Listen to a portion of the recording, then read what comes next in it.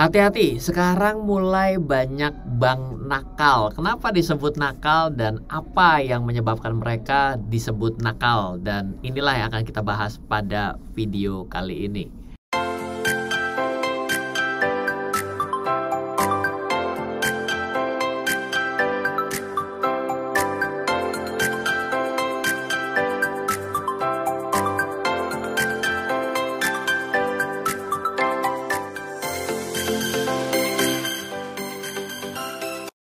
Welcome back di RF Channel on YouTube, back with Ryan Filbert. Apa kabarnya buat kita semua? Nah, tentunya semoga dalam keadaan yang sehat dan kita kembali pada satu tema, sudah saham, kripto, kita balik lagi ke tema perbankan. Nah, disadari atau tidak, ini sebenarnya bukan saya yang memberikan statement bank nakal, namun karena ada WhatsApp yang masuk. Ryan, sekarang banyak bank baru-baru ini berani memberikan bunga yang besar di atas LPS. Ini kok bank-banknya mulai terasa nakal ya gitu ya. Dan berakhir pertanyaannya, bahaya nggak sih kalau mereka memberikan bunga yang besar seperti itu?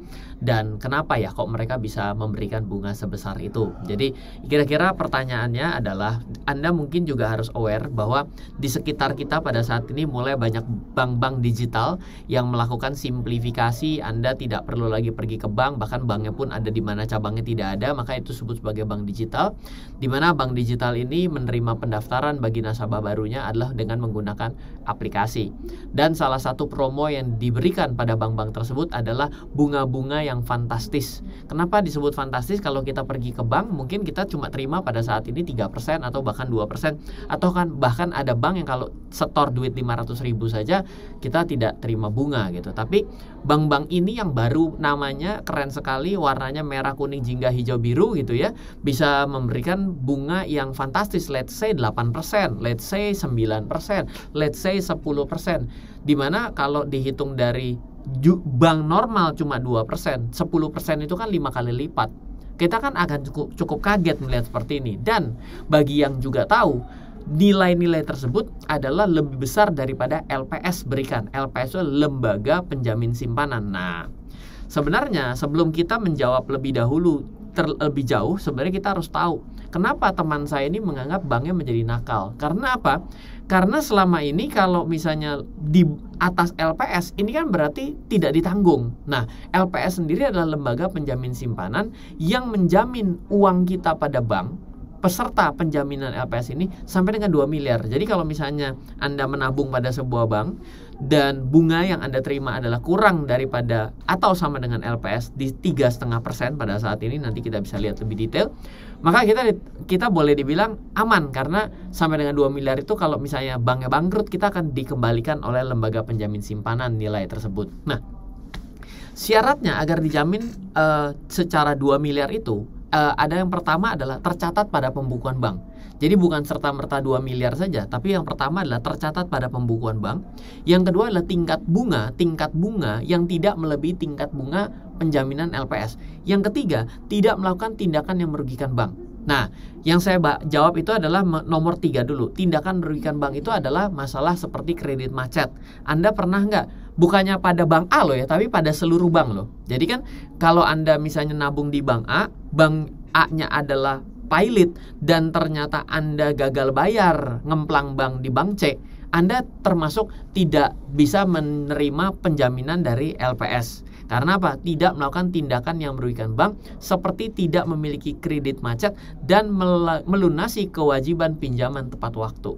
Jadi kalau Anda nabungnya di A kurang dari 2 miliar sesuai dengan LPS, tapi ternyata Anda macet atau nggak bayar di bank B, bank C, dan bank D, itu kan terdata tuh pada namanya SLIC, ya kan? Kalau dulu namanya BI checking. Nah, itu membuat Anda tidak bisa dijamin pada LPS pada bank A.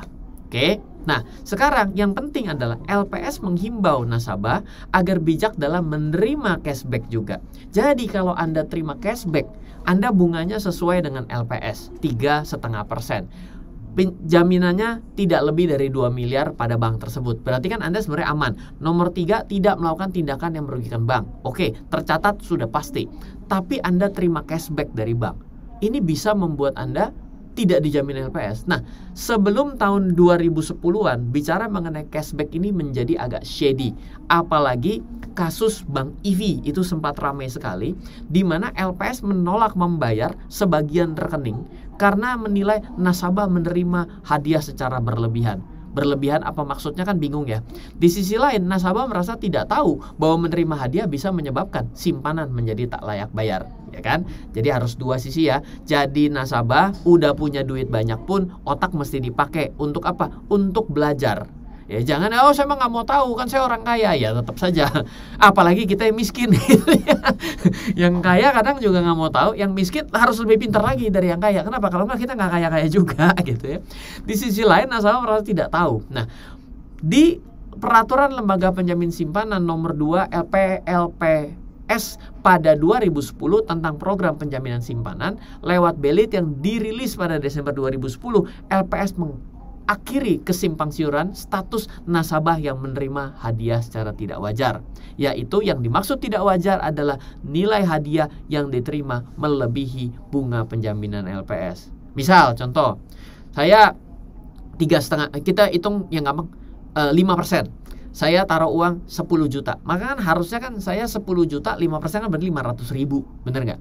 Ternyata cashback yang dikasih itu lebih gede daripada 500 ribu. Itu bisa dianggap sebagai adanya bonus yang melebihi daripada bunga penjaminan LPS. LPS tetap menjamin simpanan milik nasabah asalkan hadiah yang diterima bukan uang tunai, atau jika barang atau voucher si nasabah tidak menerimanya secara rutin. Iya Pak, Bapak sudah terima yang namanya cashback kita. Sekarang kita akan bayar cashbacknya itu setiap bulan sampai dengan masa periode berakhir. Loh ini mah namanya bunga tambahan kan gitu juga ya. Nah itu juga tidak boleh. Please consider buat hal ini.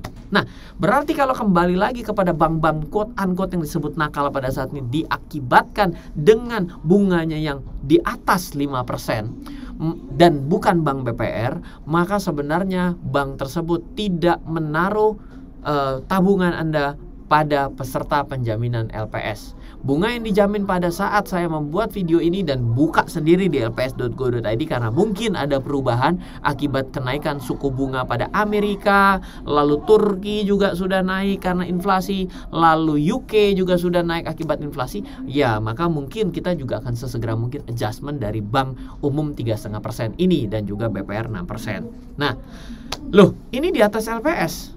Jadi tabungan tersebut tidak dibayarkan preminya kepada LPS bank dari bank tersebut. Jawabannya tidak diikutsertakan.